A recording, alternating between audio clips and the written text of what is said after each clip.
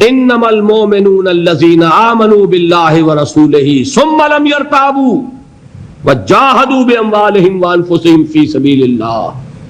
جان لو مومن صرف وہ ہیں جو ایمان رکھے اللہ پر اور اس کے رسول پر، پھر شک میں نہ پڑے اور جہاد کریں اللہ کی راہ میں اور کھپائیں اپنی جانیں بھی اور اپنے مال بھی۔ اولئک ھم الصادقون، جان لو کہ سچے صرف وہ ہیں۔ یہ آیت آئی ہے اس آیت کے بعد جو کل بیان ہوئی تھی، قالت الاعراب آمنا قل لم تؤمنوا ولکن قولوا اسلمنا۔ یہ بدو کہتے ہیں ہم ایمان لے آئے، اے نبی ان سے کہہ دیجئے تم ہرگز ایمان نہیں لائے ہو، بلکہ یوں کہو ہم اسلام لے آئے ہیں، ابھی ایمان تمہارے دلوں میں داخل نہیں ہوا۔ اس حالت میں بھی اطاعت کرتے رہو گے، اطاعت کلی ہو، اللہ تمہارے اجر و ثواب میں کمی نہیں کرے گا، اس لیے کہ وہ غفور ہے اور رحیم ہے۔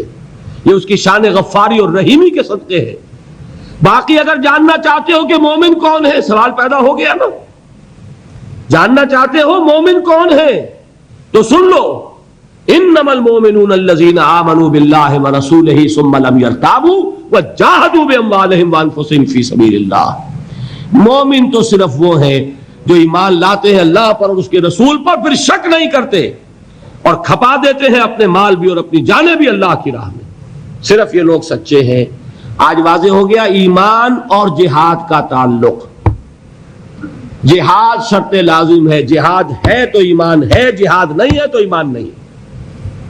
ایمان حقیقی، ایمان قانونی نہیں۔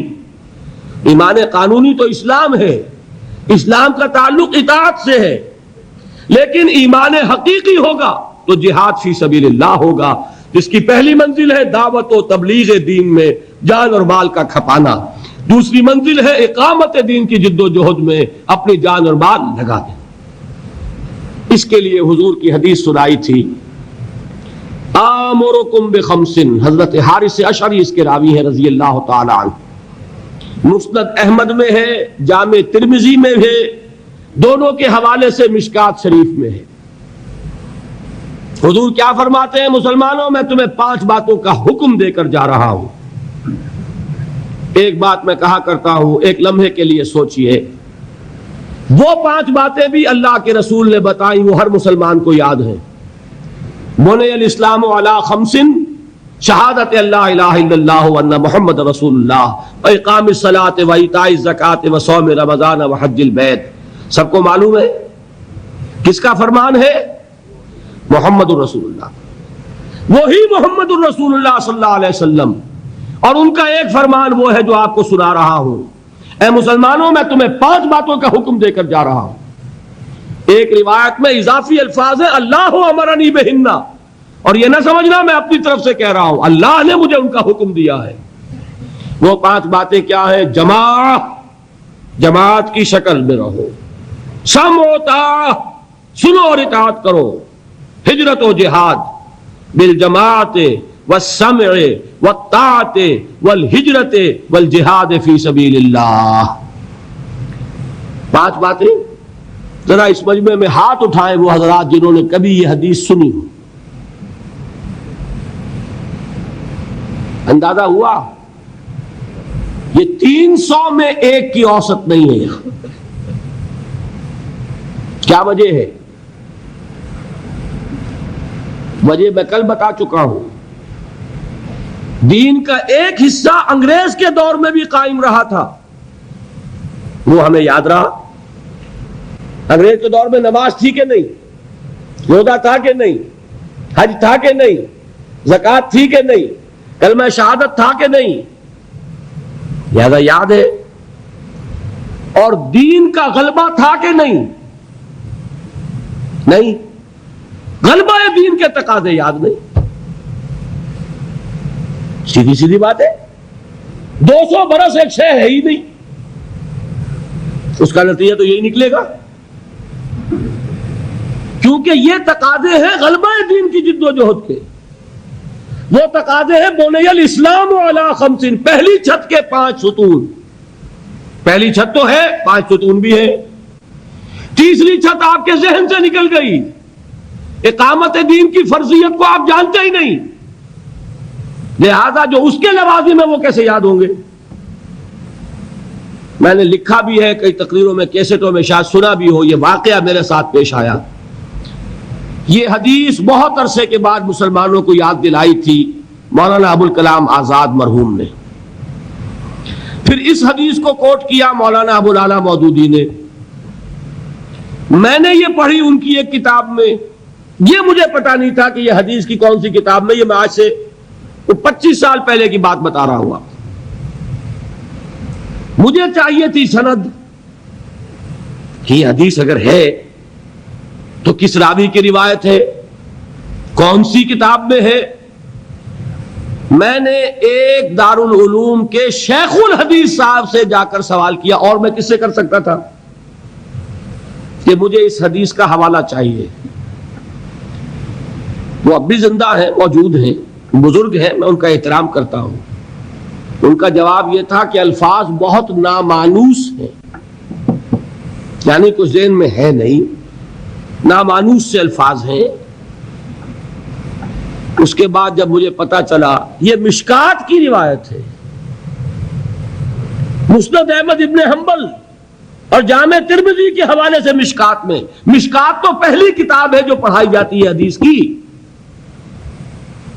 سوال پیدا ہوا کہ یہ کیوں اوجھل ہو گئی نگاہوں سے. جان لیجئے یہ انسان کا ایک خاص فنومینن ہے، جس چیز پر توجہ ہوتی ہے وہی نظر آتی ہے. توجہ نہیں ہے تو آپ گزر جائیں گے اور آپ کو نظر نہیں آئے گی شے. آپ کسی اور خیال میں ہیں، آپ کے سامنے سے کوئی گزر جائے گا، آپ کو نظر بھی نہیں آئے گا کوئی گزر گیا. یہ معاملہ ہوا حضرت عثمان کے ساتھ. حضرت عثمان کسی فکر میں بیٹھے ہوئے تھے، حضرت ابوبکر گزرے، حضرت عمر رضی اللہ تعالیٰ عنہ گزرے، سلام کیا، انہوں نے جواب نہیں دیا.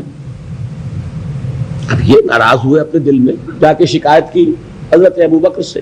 غالباً حضور کے انتقال کے بعد کا واقعہ ہے، اور حضور کے انتقال کے صدمے میں وہ اس وقت بیٹھے ہوئے تھے. حضرت ابوبکر سے شکایت کی کہ عثمان کو میں نے سلام کیا، سلام کا جواب نہیں دیا. سلام کا جواب نہ دینے کا مطلب یہ ہے دوستی ختم، دشمنی شروع. سلام بڑی شے ہے. یہ تو انہوں نے بڑی بات محسوس ہوئی، وہ گئے، حضرت ابوبکر آئے.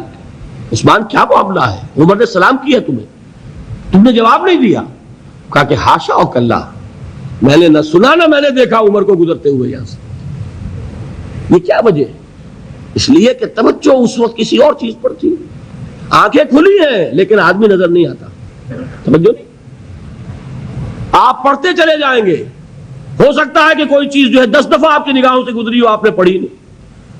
یہ معاملہ ہے، چونکہ یہ چیز ذہنوں سے اوجھل ہو چکی کہ دین کو قائم کرنا بھی فرض ہے، لہذا جو اس کے تقاضے ہیں وہ ذہن ان کو قبول ہی نہیں کرتا. الفاظ پڑھ لیتے ہیں، مفہوم کی طرف توجہ نہیں ہوتی. یہ تقاضے اقامت دین کے بالجماعت والسمع والطاعت والہجرت والجہاد فی سبیل اللہ. جماعت لازم، جماعت بھی ڈھیلی ڈھالی نہیں، 4 آنے کی ممبری والی نہیں، بلکہ بڑی مضبوط جماعت، ڈسپلن جماعت، سم و طاعت والی جماعت. Listen and obey. جب تک ایسی جماعت نہ ہو انقلاب نہیں آتا. محمد الرسول اللہ نے کسی چیز کو بھی مجمل نہیں رکھا. بالجماعت والسمع والطاعت. جماعت، اور جماعت بھی کیسی؟ سم و طاعت والی جماعت، لسن اینڈ اوبے. اور یہ جماعت کیا کرے گی؟ 2 کام، ہجرت اور جہاد. ہجرت کیا ہے؟ آپ سمجھتے ہیں شاید صرف وطن کو چھوڑ دینا ہجرت ہے.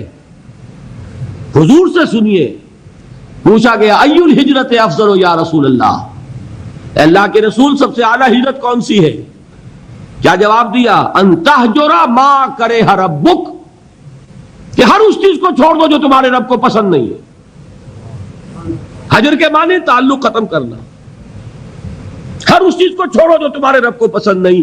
ہاں اس کی نیت رکھو کہ اللہ کرے کہ وہ وقت آئے کہ خالص دین کے غلبے کی جد و جہد میں گھر بار، اہل و عیال، مال و متال اور اپنے وطن کو چھوڑ کر نکلنا پڑے. یہ ہجرت سب سے اونچی ہجرت ہو جائے. شروع کہاں سے ہوئی؟ رشوت لے رہے تھے، آج فیصلہ کیا نہیں لوں گا، ہجرت شروع ہو گئی.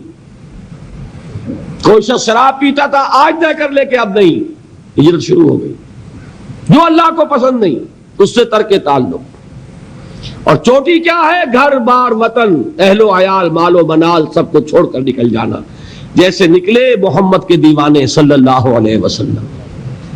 کیا ٹرکوں میں گھر بار کا سامان لے کر گئے تھے؟ اہل و عیال کو لے کر گئے تھے؟ تنہا تنہا. کس لیے؟ صرف اللہ کے دین کے غلبے کے لیے.